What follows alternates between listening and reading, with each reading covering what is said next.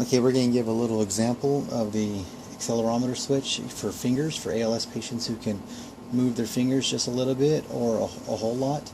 Right now we got it set up for anything between about 1/4 of an inch movement to about 1.5 inches of movement, so we're going to get that put on. I already got the DynaVox self-scrolling between options here and choices.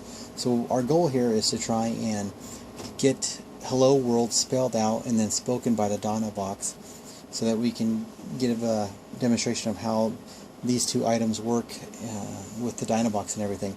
So first thing I'm going to do is just turn on my board here. So I got my red light on, and that indicates that this is ready to be set up. So I'll go ahead and just put it on, and then this will be where I rest my hand. This will just simulate the ALS user here, just resting their hand wherever it is comfortable for them. For me, it's just comfortable to lay my hand right here like this. So I'm going to leave it right there. And like I said, I got this set up for 2 fingers, but you can, tighten this up and make it for 1, but we're just going to use it for 2 for now. And then this button on this board in particular is just the calibration button. So wherever I rest my hand will be, I want to push the calibration button. So I don't want to be moving around in some other place and then push it. I want to be where I want to use my hand at and where it's going to stay.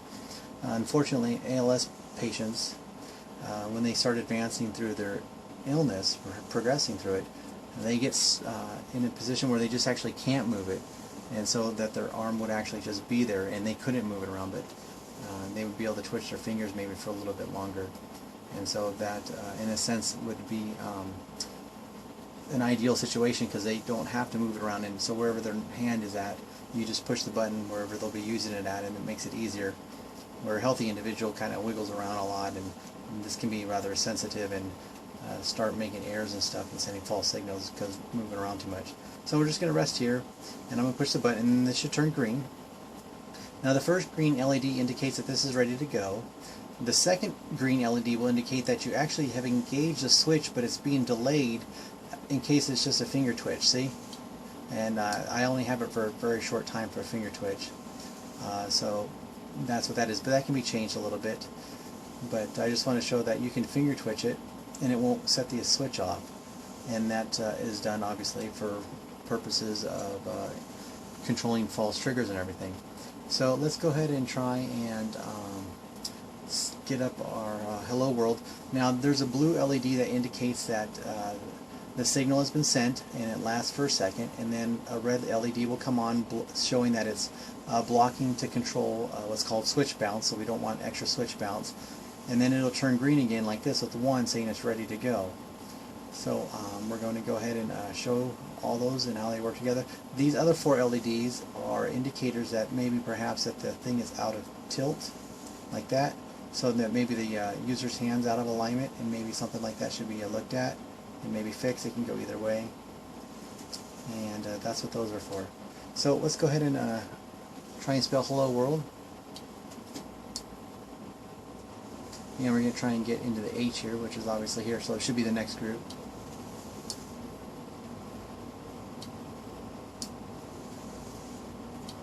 So I want to start looking for hello in the word suggestions here, but I don't see it, so I'm going to go ahead and try and get the E in there now, which is in this group here. And since this is scrolling so fast, I waited for it to come back so that I didn't make an error. So I'll just wait for it that time, and this time I'll just wait for it to come to the E. So I'm looking for hello here. I don't see it. So we'll try and get the L in there now.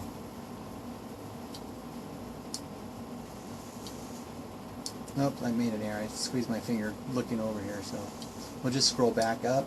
That's what that little arrow there was.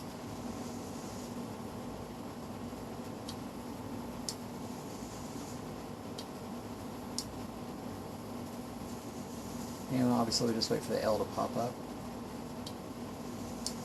And we got hello right there, so let's try and get that hello.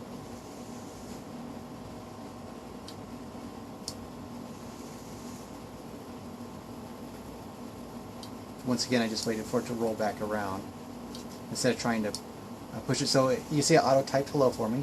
Now let's try and spell world, so we'll wait for the main grid here and get the W.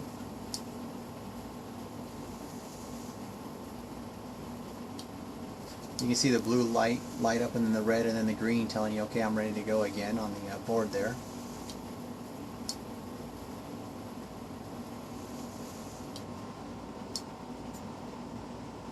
And I don't see world, so we're going to try and get the next letter, which will be the O in this section over here.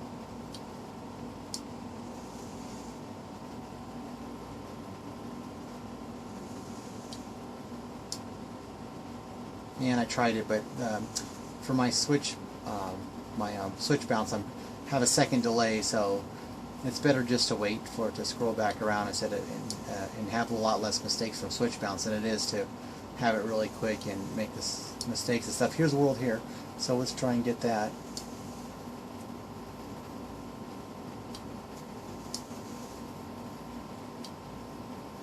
See, it's still red, and by the time you can slow the scrolling down on the DynaVox, which would make a big difference here too.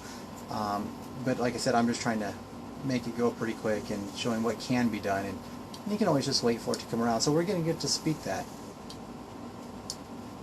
And the DynaVox has a really nice